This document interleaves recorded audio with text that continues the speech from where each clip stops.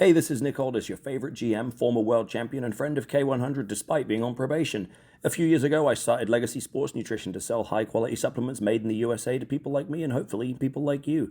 Since we launched, code K100 is the most used promo code at LegacySups.com, which is a testament to the listeners of this show as intelligent people who care about their health and performance with bestsellers like Test X9 Testosterone Booster and our Recovery PM Sleep Aid. I use these products myself, and so does my wife, Hall of Famer Mickie James, as well as a bunch of your favorite wrestlers. Try our stuff now at LegacySups.com, that's LegacySupps.com, and use code K100 for 10% off and to support this podcast. Did you guys watch AEW last night? I did not. How about you, Konnan? I did because that's my job. That's your job? I had to. Yeah. I had to edit. That is my job, isn't it? I had to edit and release. Yes. I had to do the show. I had to release the main show. That's my job.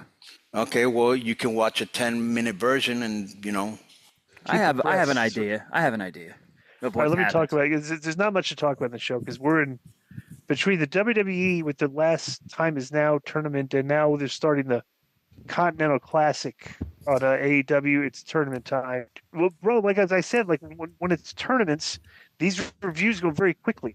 And this one's going to go pretty quickly because, like, not a lot happened in the show besides the tournaments matches. Because the first one it's kind of weird. I don't know, Okada versus Fletcher is the first match, and they showed some tension between them after Fletcher lost his match at the pay-per-view to what's his name, Mark Briscoe, and so they're showing a tension in the Don Callis family between Okada and Takeshita, and then Kyle Fletcher's mad that they didn't help him and he lost. And now they're in a match, and like Don Callis at ringside has to tell him, well everybody still gets along, and he's at commentary. This basically 60 minutes and 44 seconds, and they were both trying to cheat each other because they're heels, which made sense, I guess. But at the end, Okada gouged the eyes of Fletcher, went for the Rainmaker, but Fletcher just rolled through and got the win clean, and then beat him clean on a roll-up after 60 minutes and 44 seconds. They offered a handshake, and then they accepted. The Callis had held both man's hands up. And this is the heels. This is how the show started. And like you people know what I like, and I can imagine what you think. I thought of like this first segment of the show. Konnan, what did you think of this? Well, obviously, Fletcher's a star of the future, and he's going to be doing stuff with Will Ospreay when he comes back as a rival, and probably they'll tag him up in the future together. Last year, Fletcher beat him. I was reading this today. Beat him in the Continental Classic, right? And Okada still won the tournament. I don't know if they're going to do that this year too. I like at the beginning where they both kind of faked a handshake and they tried to cheap shot each other. Right. And but then it started really slow. The match was really long. Right. It was a good win for Fletcher because he lost the TNT title to Mark Briscoe at a Full Gear.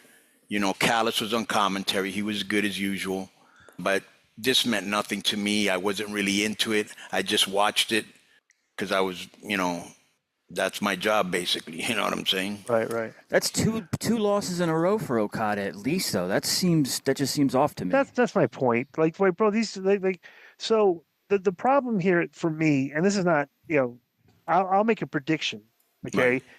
And actually, it's kind of an unfair prediction because we're in the holidays, so the ratings are going to be going down anyway for the next month or so. Right. But I'm sorry, you are not going to interest like for their audience, this is fine. They love this. But you are not going to take the Japanese tournament format and present because you think the matches are so good and everything, and present that to fans, and they're going to get about this for this next month. Here's the thing, I can honestly say I will. Tell me if you're with me on this. Tell me if you're with me on this. Here's the thing, bro. Mm-hmm. He's got his base super happy, the sickos, right? Right. But you've got to, if you want to grow, just like Post Malone, right? Right. You got to get out of that bubble. Now, this isn't something like, for example, and I'll give you an example. I remember when NWA first came out, right? The rap group, right? Right. And they were like, oh, they were criticizing them because of their language and the misogyny and all that, right? Right. And they said you should have cleaner records and respect women more. And they said, we're not going to cross over to you. You have to cross over to us, right? Mm-hmm. But there was something special where they didn't have to change their stilo or their blueprint to grow. But that's an anomaly. AEW's been around, 6 years now? 5 years? Right. And they're not growing, bro. Right. Okay, so that one, perfect segue. Because we're going to go to sidebar here, okay? Because, people bringing up, why is AEW underperforming? Okay, this is verifiable facts, year-over-year data. AEW's decreased their attendance and live attendance and viewership. Right. Okay, and it's funny because the AEW fans like Dave, and even bigger than that, nobody mainstream ever announces them or talks about them. Right. Okay, that's right. Correct. But I want to bring this up. Okay, so they're bringing up. So now AEW's been around for 6 years. Okay, and year over year for the past 4 years, they've lost attendance and viewership. Right. So some guy tweets, I'm okay. So let me go this whole tweet storm here, right? So a guy tweets. Who is this guy? I think Cornette would be one of those. Yeah, but who's the guy that tweeted this? I don't know. It's just some guys. Okay, well, I don't know. That's one of the tweets is deleted, so I got to call it. I thought this. So this guy Michael Proteus Chemo tweets. I'm glad that you were beginning to directly address the quote grifters' bad faith unquote people. AEW is literally the second most successful U.S. wrestling promotion in history. However, impressive, since the number one had a slight 40-year head start and had a 10-year monopoly on the national market. Okay? So these guys are bringing this up. Just talk about the grifters. I guess he's pointing to stuff, people like us, because he's talking about Cornette and everything, that are talking about, I guess this is a grift. We're discussing the year-over-year decrease in ratings and attendance. That you're somehow are deflecting against it, trying to tell us that there's an excuse for it. So Dave tweets the 66 or 67-year head start. Yeah, it's hilarious watching those guys with their narratives about money losses, not realizing they became outdated and out of touch well over a year ago and are playing to an audience of rubes. So here we are actually literally talking about the AEW is decreasing their attendance, revenue, viewership over the course of time, and they're trying to tell us that we're outdated and out of touch because that narrative doesn't really jibe here because the other company had a 66 or 67-year head start. Okay, so and that to me is like, all right. Okay, then can I say something? Okay, go ahead. Yes. Nick, can explain to me why Sears was the number one department store for over 50 years, and now they're going out of business. Number one. Right. Number two, explain to me why boxing's been around for 100 years and Jake Paul makes more money than any boxing promotion. Okay? Explain to me why UFC's only been around 20 years and they're bigger than AEW or box. If you're efficient and you're good, it doesn't matter how many years you've been at it. Okay? They do have a head start. Huh? You're with me on this. Okay, right. So this is perfect because I'm going to bring up because then I tweeted. Okay, I quoted this tweet, all right? And I'm not. This is a basic question because, and I'll give you another example. Let me give you another example. AAA, when it first came out, CMLL had like a 60-year head start on us. 60 years, bro. And the other promotions called Del Toreo, they had maybe like a 30-year head start on us. Right. Bro, in 2 years, we were so hot, we caught both of them. Perfect. That's a fantastic, perfect analogy. Yeah. You started AAA out of the blue when it gets a good company that had a 60-year head start, right. And in 2 years you were beating them. Right. Okay, so we have. Thank you for. I didn't even know. I wasn't even aware of that. But we could. The reason I wanted to bring this discussion up, and nobody can refute that. That's facts. Right. Nobody. Okay. Perfect example. Okay. So I quoted this, and this is great. Okay. Could somebody using the quote unquote head start argument explaining context what that actually means? And what specifically is preventing AEW from catching up? What is WWE doing that AEW is not capable of doing? Okay. And I love it how people went into this analogy because this is where they bury themselves in this analogy. I'll give you the first guy because a lot of people tried to argue. Oh, that was Meltzer that said the audience of rubes, not Cornette, Di. Right, Meltzer. I thought you said Cornette. He's calling like our audience, Cornette's audience, an audience of rubes.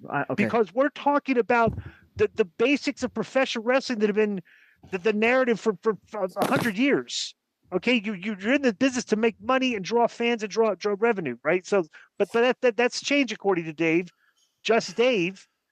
He's the one that's changing the narrative and like moving the goalposts. This, all right? So somebody says, this is the first response. Here's the best analogy I can give you.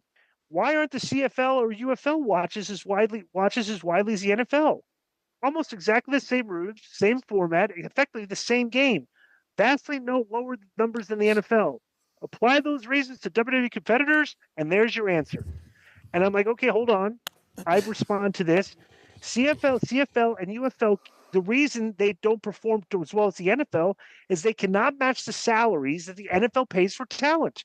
If they could pay the best players out there to play in their league, people would gravitate towards watching that league. Like if there was another league and they had Pat Mahomes, Dak Prescott, Tom Brady, they had all the guys, and the NFL was stuck with Tyler Shuck, Kirk Cousins, Shadur Sanders and everything. What league would you watch? Okay, seriously, that's just common sense, right? So I'm like, so then I point out, dude, that argument does not exist here because AEW is literally outpaying WWE for talent. Right. They are paying more to get the talent that WWE has, right?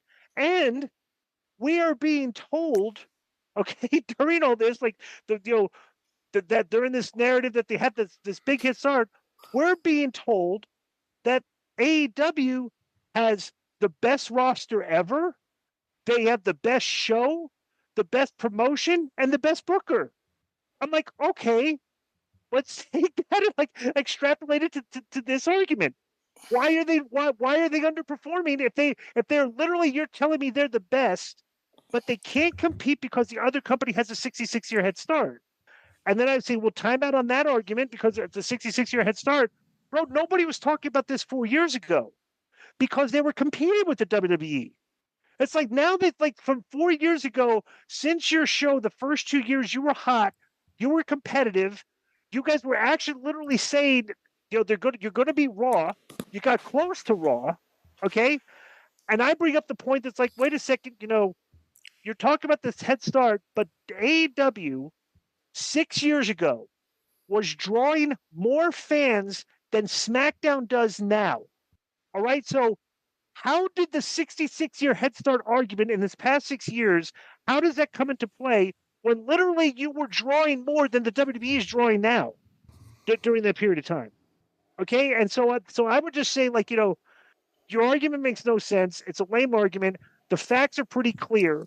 The reason you're underperforming in what do you call it? Attendance and viewership isn't because the WWE has a head start, and that's why they're doing well. It's because your product hasn't been good enough to draw fans. But you think the product's great because you keep voting it's the best promotion, best wrestlers, high. Your match ratings are higher than like the thing. So what gives here? Are you guys like overpraising a product that really doesn't resonate with the large fan base that the WWE is drawing from? Which is the concept that you want to go ahead.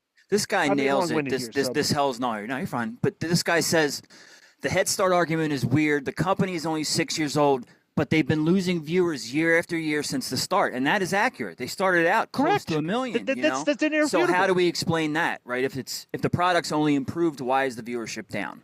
Is a good question. Now this guy, he has a point here too. ROH fan Slim. Head start means that when you say wrestling, people automatically think WWE, not because the product is better, but because it's been around forever. And I can see that because when you say MMA, you're not going to think Bellator or I can't even think of the other one. What's the other one called that Bellator merged with? One fighting network. There's one. What's the other one that Ngannou went? Well, whatever. See, but you think UFC. When you say wrestling to someone, they're going to think WWE. That is an advantage of the head start. That is one advantage. Okay, but Joe.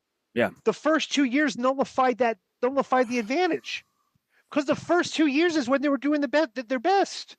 Yeah. No, they were. The past 4 years now, they haven't been doing as well as they were the first 2 years. And for some inexplicable reason, they're blaming that on the WWE's head start. Makes no sense whatsoever. Yeah, it's going backwards. If you would have underperformed from the get-go, right, you could have blamed the WWE's head start, but you were coming close to performing as well as WWE for the first 2 years. Right. Nobody was talking about that back then, right? Yeah. Cody, what do you think about this? No, I just think at the end of the day, for me, this is for me. Right. From being a fan, from being in the business, it's just an inferior product, Right. And that's why more people don't watch it. They got their niche crowd, the sickos who love it, and right. Just like there's punk rock bands that have their niche crowd and they can live off of that, off their, 100,000 fans or whatever. If you get enough niche people to follow you, you could make a living, right? But these guys spend a lot of money. The product has not really gotten better at all, right? Correct. It's true. They bring in a lot of big names and they don't know how to use them. And at the end of the day, when you look at both companies, they have an inferior product, and they have the talent behind the scenes to make it better, and they have the blueprint to make it better. And Tony has always said, "Oh, I'm not going to make the same mistakes Eric has," which he has. Right. And the show hasn't gotten better. And this is nothing personal or bitter or nothing like that, Right. Right. And here's another mistake. But here, Judge, I'm going to say this real quick. Mm-hmm. But this is the reason why it's a problem and it's bothersome. Is because what you just said is completely accurate. Dave would call you a grifter. Right. For talking about this. So let me ask you a question. I just want to make sure. It's dishonest journalism. A grifter's a dishonest guy, right? What now? A grifter's a dishonest guy, right? Right. You're pretending to be negative about something, a movie, a product, a wrestling company, to get clicks and views and downloads. Yeah. Right. They think we're being dishonest criticism. Yes. I think anybody that's listened to a full show, not clips or hearsay from other people that don't like us, no, that's not my style or disco style. Right. And then plus two, and this is we don't ambush people. We don't invent clickbait. Right. And that's just not our style. And this is one thing that Ariel brought up in his interview with Russo, which was correct. Okay. Is that even all the old head guys that don't like each other, that don't get along, they all have the same criticisms of AEW because AEW has declining ratings and attendance year over year, and they're pointing out the reasons for it. The AEW fan base and Dave are spinning that that's a bad faith argument that we're making. And it's like, what Gabe says, 10,000 seat arenas 4 years ago, and you're working the ECW arena now. Give me a break. Don't try to spin that and gaslight people that your company that you're producing television that not a lot of people are watching. Period. And you think it's great. Toxic positivity. Well, you got to remember, Meltzer's friends with a lot of them. Right. He's a hero to a lot of them. They grew up reading him. Right. For God's sake, the Young Bucks have a thing called the Meltzer driver. Well, they changed it to I think they changed it to didn't they change the name of it? For a while they did, was a Meltzer driver. Right. Of course it was, right. They played to that audience. They played to him. Right. Right? He's friends with Tony. Right. Yeah. So it's clear that he has a bias. Well, but that's another. But it's funny because sometimes I hear him bury the company. No, well, sometimes, but okay, it is. You point out it's clear that he has a bias because of stuff like that, but he'll deny it. It's like, dude, we're just listening to what you're saying. It's like you come to the defense of this company for basic criticisms, basic constructive criticisms. And you always try to defend the basic constructive criticisms and spin it into we're out of touch. We don't know what we're talking about. And it's like, and here you are stuck working the ECW arena, and the WWE's we're working in the big places, and that's the eye test and the reality. So it's like whatever. Well, it's the lines have been drawn, and he's obviously an AEW fanboy, Mark friend, right? Mm-hmm. And he's going to defend them whether he gets paid or not. He likes that style, you know, and he's the OG fanboy, when you see the young guys that are like, like all the young guys now, like, I don't know, like that guy that's your friend, Raji Girl or what, Raj Giri? He's not friend. Raj Giri, and all these young guys, you know what I'm saying? Right. The OG is still Meltzer. Right. They all want to be like him. They all want to have his juice. Whenever they have a story on wrestling, they always call Meltzer 90% of the time. Right. He is like the paper of record, you know what I'm saying, for wrestling. Yeah. You know what the funny thing too is another narrative that came up in this, is that he's always talking about how he studies. Like he studies the business. He studies this, like, Tony. You see that all the time, right, Joe? Yeah, he means he studies trends and numbers and all that. Yeah, but here's fun. This is kind of like I want to go down this road here real quick. So he always talks about how he studies, right? And he's studying. Maybe he's studying stuff, but bro, we know a lot of stuff.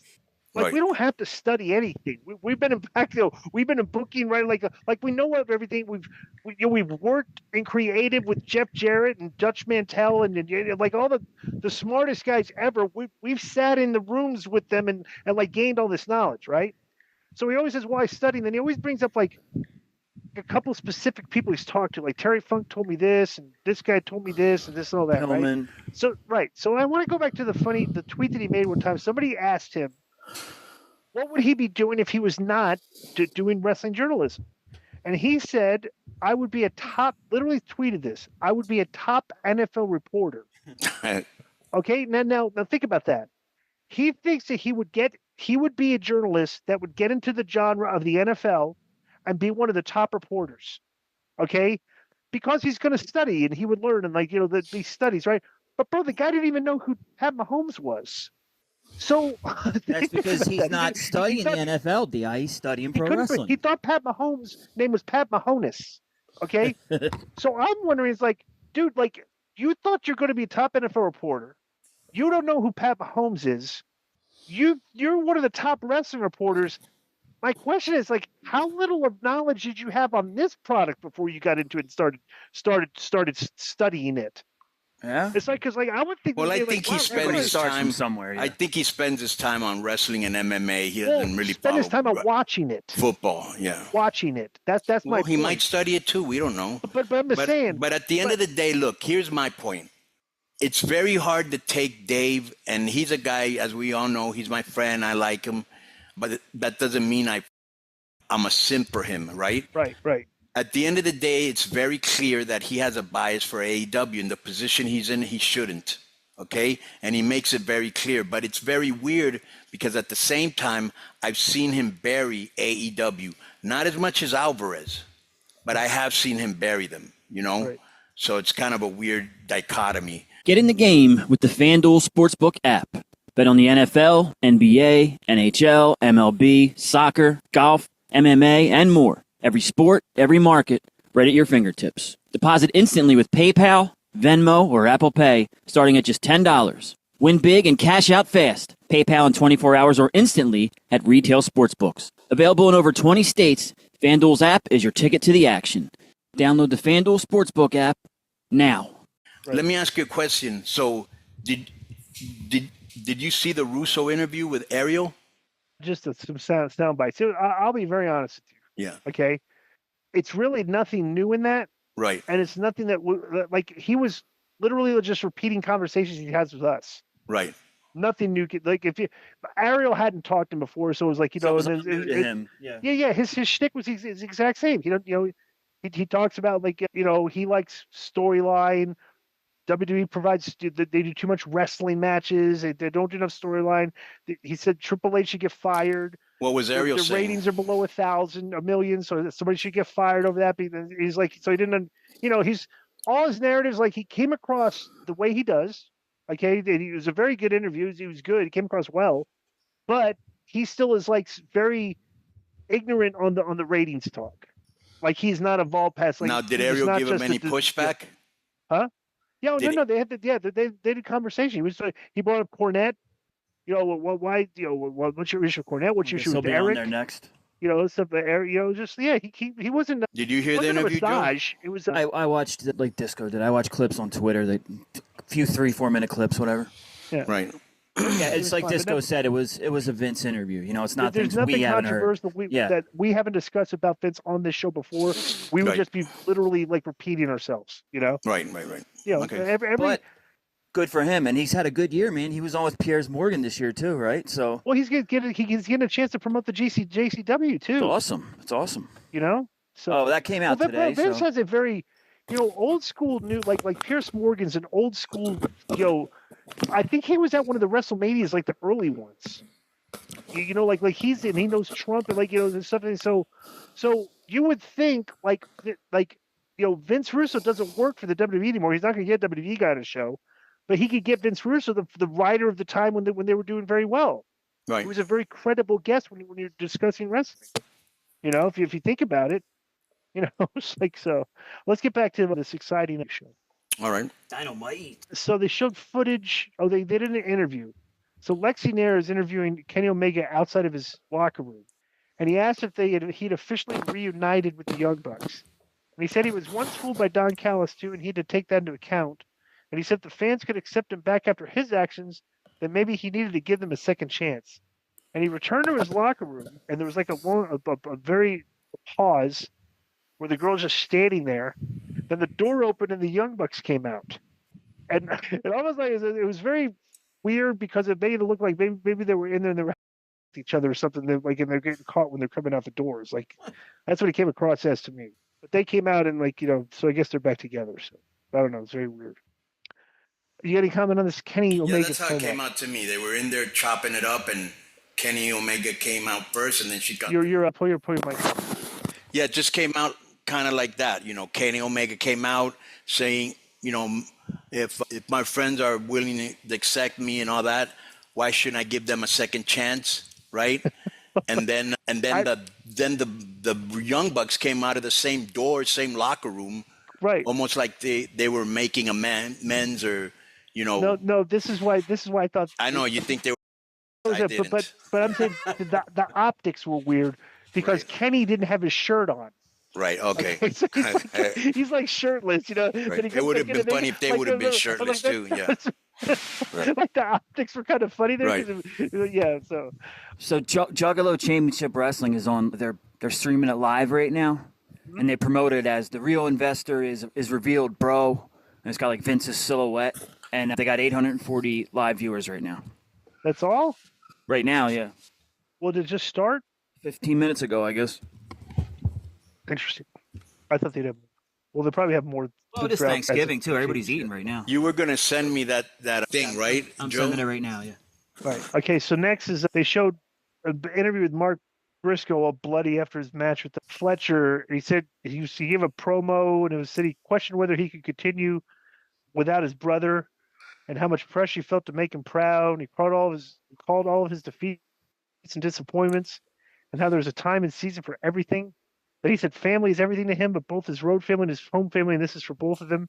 And then pointed to the sky and said, "This is for you. We did it, baby." So he won. I don't know.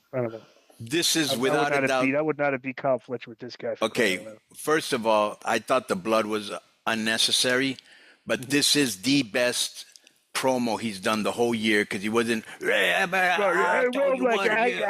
chicken man and all this, right?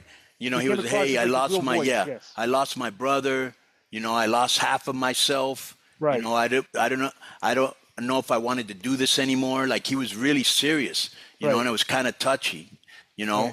This was a good promo. This was a very good promo. Yeah, it's better than his other ones where he stands there and talks like an inbred redneck while everybody stands there. So the Sisters of Sin against. Do you know what the Sisters of Sin are? Yeah, Tony? Let me tell you what the problem with the Sisters of Sin, Julia Hart and Sky Blue or whatever. Correct. Bro, they don't get any heat and they don't know how to work the people. Correct. Right? At least Willow and the other girl, they have a lot of charisma and they get the people into it. But the other girls just do moves. You know what I'm saying? Right. They don't. You know what I'm saying? Like Harley Cameron and Willow Nightingale have personality. Right. Correct. I think they have none. Right. And they don't know how to get heat as heels. And they don't know how to work the crowd. You know what they're like? Julia Hart and Sky Blue with their gimmick, the way they're doing it. they come across as kind of like two high schoolers or two young teenage girls, dressed up in costumes, and they're very like introverted and don't really talk a lot because their parents have like disciplined them. They only speak when they're spoken. They just kind of like stand there a lot. Yeah. How long? Showing facial expressions. How long has Julia Hart been wrestling? It's been a while. And the problem is that they've liked her. She came in. Remember when she used to wear the witch's hat? Right. And like she meant nothing and was very green. I just want to see how long she's been wrestling because she still seems green to me. Right. So and these girls. Another thing too in this match, I like Willow Nightingale because she does a good promo and she's unique because she's kind of bigger and she doesn't really do a lot of things that make her look bad. Right. Like she's very basic in her skills. Everything she does it well. She does it well. Bro, these other girls try too many things that they haven't practiced enough at times or trained enough for, and they very often botch them. Julia Hart went for a moonsault, and she missed and her. she overshot, overshot. It's like, So she turned it into an elbow drop, yeah. Right, and it's just like it just looked like you obviously don't do that move enough to do it on TV because you can't even do it. You didn't do it right. Yeah, so why do it? Right, exactly. So the correct tag team went over because they're very entertaining. Harley Cameron and Willow Nightingale. Yeah, so. Julia Hart's only 24 years old. She started training in 2019. Also debuted then her first match in AEW was 2021, which was also her 9th match ever. Right. Yeah, she's still green, and you see it. The other girl too, Sky Blue. How long has she been wrestling? Right. I bet you about the same. I don't know. Let's see. But they like I said, they got a big problem, bro. Obviously, Tony likes them because Julia is not ready for the big time. Sky Blue, so. They should be on Collision getting reps, and then when they're ready, bring them up. But too late. I think that ship has sailed. But if you're going to be a heel, you got to get heat, and you got to know how to work the people, and they do none. I thought from the beginning, they're going to the finals, but I thought from the beginning this was going to be a showcase for Willow and Hardy Cameron. They were dressed, their new outfits on. Yeah, I think this is a tournament for them to win. Right. Blue debuted in 2017, Konnan. So allegedly she's been around 8 years, but I don't know that she had that many matches. She debuted in AEW in 2021. Right. So next was so they interviewed Samoa Joe in the ring. He's out there with the ops, and so he kicked Schiavone out of the ring, and they showed Swerve pull it up in a SUV. And he got out of the car with a chain and a big chain, like a big giant chain, like a chain you'd use in a Russian chain match, and a staple gun. And then he started walking, and Hangman Page came around the corner, and he started walking. He had a chain. Okay, Joe told Shibata to go get the scrubs. Joe said this was the ops house. They need to shut up. And Shibata returned with a pile of jobbers that had ops on their shirts. While Joe explained how everything went to plan, he showed the video package because Hook, I guess the gimmick with Hook was that he was in with the ops all along. It was a big swerve because he helped Joe win the title. So Hook was back, and Hook started cutting a promo. Hook does this weird thing with his lips all the time. You see that he goes he tucks his lips inside his mouth, I'm like it's weird, What's that, like when he pauses or something? Right. So he cut a promo to the fan and called them rednecks. And Swerve is a kid, and he appeared in the first deck of the seating at a bar. And then Hangman emerged and took a shot before they headed to the ring. And they began dismantling the ops jobbers, and they were surrounded by even more jobbers. They started beating up those jobbers, and Swerve started stapling the jobbers in the head. Okay, and then the referees ran down and put an end to the attempted. This is how the guy wrote this. The referees eventually ran down to put an end to the attempted murder spree. And that's how it went. So Joe and them powdered, and the ops jobbers all got beat up. What did you think about this segment? Well, it's kind of funny when Joe was hugging this guy like he was a son or something. Right. I don't know. When Hook first came out, he had his crazy charisma because he was different and he didn't really talk, and the weird hair and all that, and he was really, really over. I don't really buy him as a heel. He's kind of too scrawny, kind of like Daniel Garcia. Right. So I can see Who knows? Maybe he's Joe and Taz's project and they'll make something out of him, but I just think he's too scrawny to be a legitimate main event heel. Right. So then they did a Moxley versus Mascara Dorada in a Blue League Continental Classic match. This is the Blue League. The previous one, Konnan, was the Gold League. Right. That was Okada versus Fletcher. Right. Joe, do me a favor. Can you pull this up? Yeah, what you got? I want to pull up the brackets and see who's in the Blue League and the Gold League. The Blue League is Moxley, Claudio, Takeshita, Roderick, Orange Cassidy, and we're not going to remember all that. Can you put it up? No, I can remember. I can't. Say it again. Hang on. I don't have. Yeah, hold on. I had a review up, so they're right here. Here's your Blue League. Thank you. Here we go. Blue League. The Blue League is Moxley, Claudio, Takeshita, Roderick Strong, Orange Cassidy, and Mascara Dorada. And I've been predicting that he's going to get 0 points in this, okay, because he's way out of place in this tournament. So Moxley wrestled this guy, and Moxley was selling for this guy to the point it looked absurd because this guy's offense is not that great. His main skill is jumping up on the ropes and stuff, because he did a spot where he hit the ropes and Moxley was outside the ring, and he did a somersault right before he got to the ropes.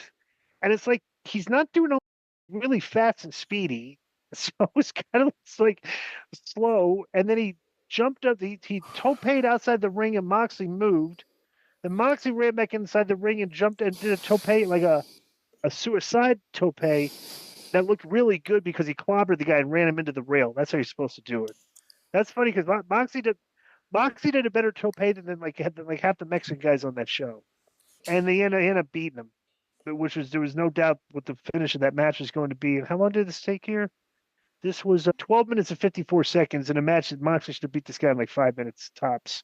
So after the match, Marina Shafir entered the ring, and that brought out Timeless Toni Storm for some reason. And she had a microphone with her, and she addressed Moxley.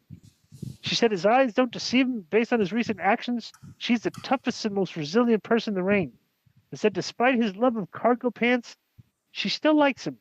But said what he does with hate, she does with love. She said what she does with love is more violent than any hateful thing he can imagine. And then she addressed Shafir as Moxley's caveman daughter. And Tony said she couldn't come up with a stipulation for the match but had an epiphany. She woke up next to her love, Mina Shirakawa, and realized she hadn't gotten her anything.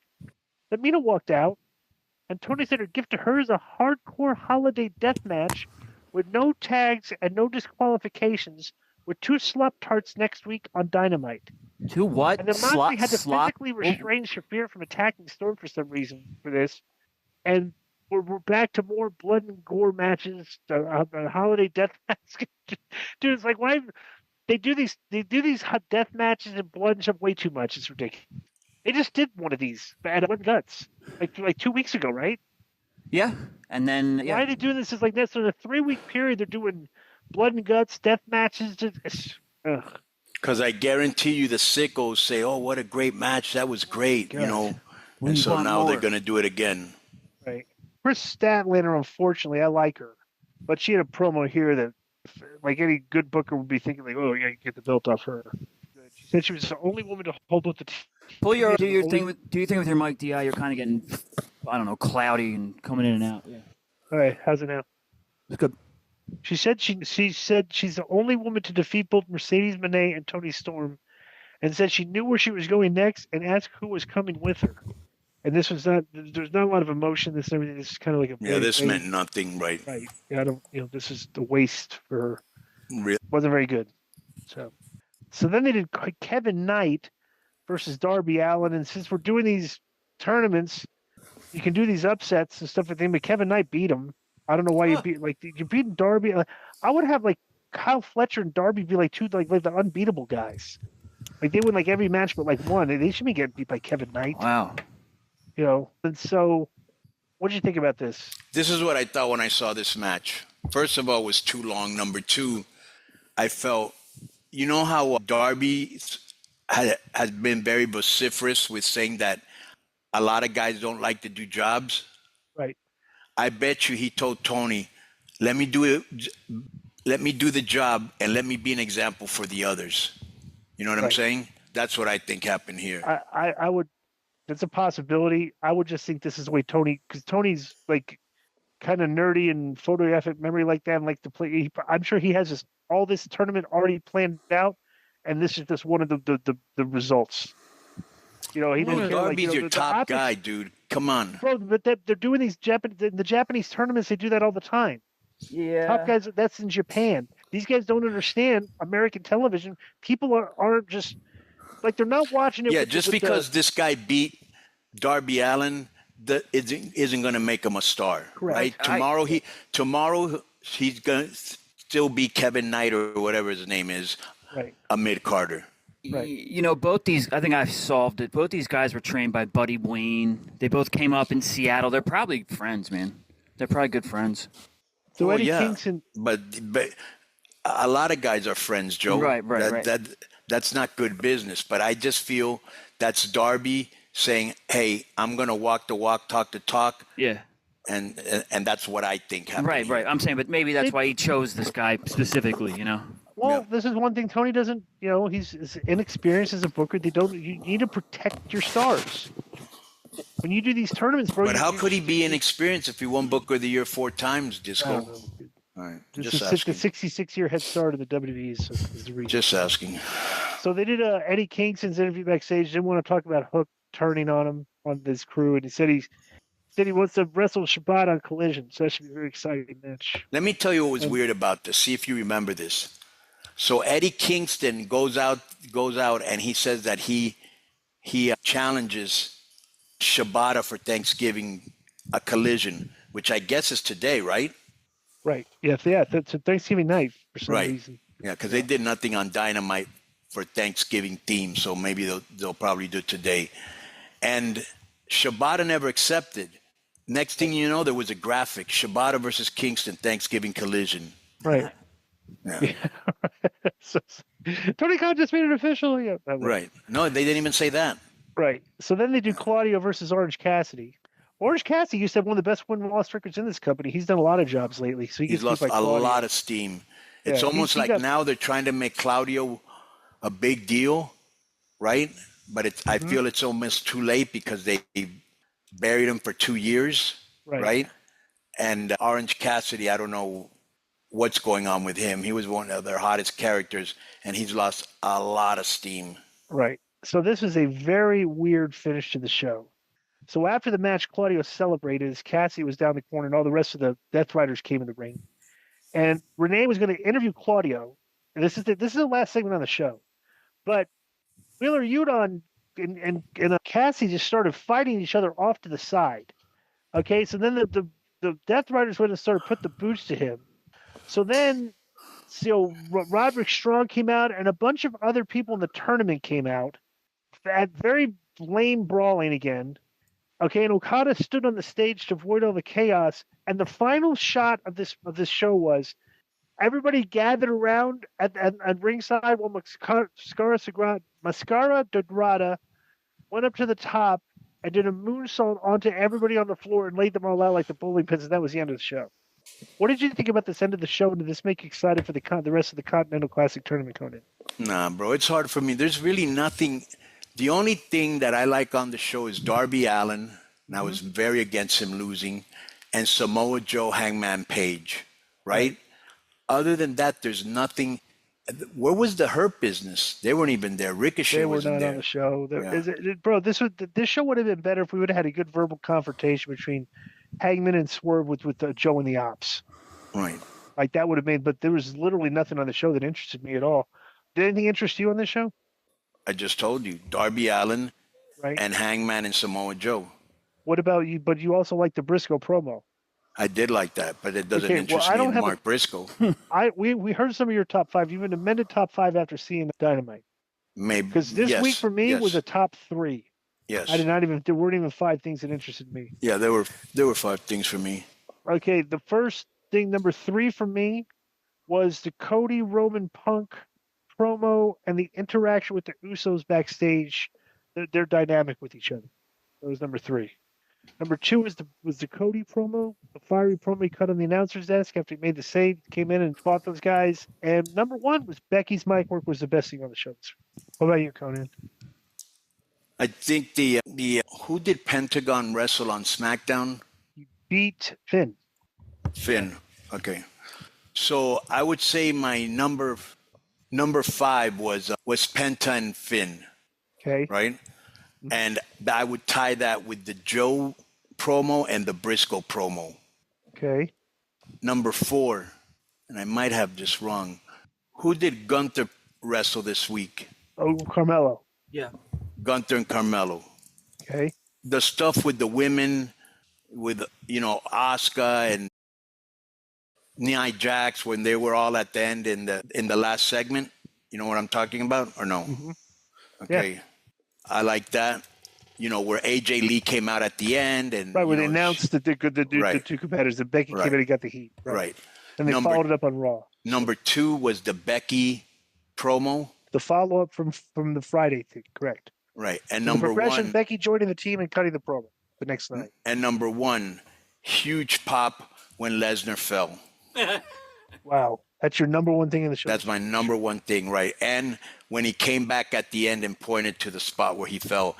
And it was funny because today on First Take, they had a Paul Heyman on. Yep. And, they brought that up. How do a big star fall like that? And he goes, well, there was water there and he slipped. Yeah. Right. So those are my top 5. All right. So that's been our TV reviews for the week. Enjoy the rest of the show. Boom. All right. Yo, what's up? I just want to thank you guys for watching this clip. Don't forget to hit the like button, leave a comment, and subscribe. And join our YouTube membership for hours and hours of exclusive, unedited, uncensored content. And being a member will help you get involved in our upcoming live streams. Thank you for your support. Thank you for riding with us. I know you got a lot of other podcast choices, be it wrestling or other ones. And thank you for picking us. Boom.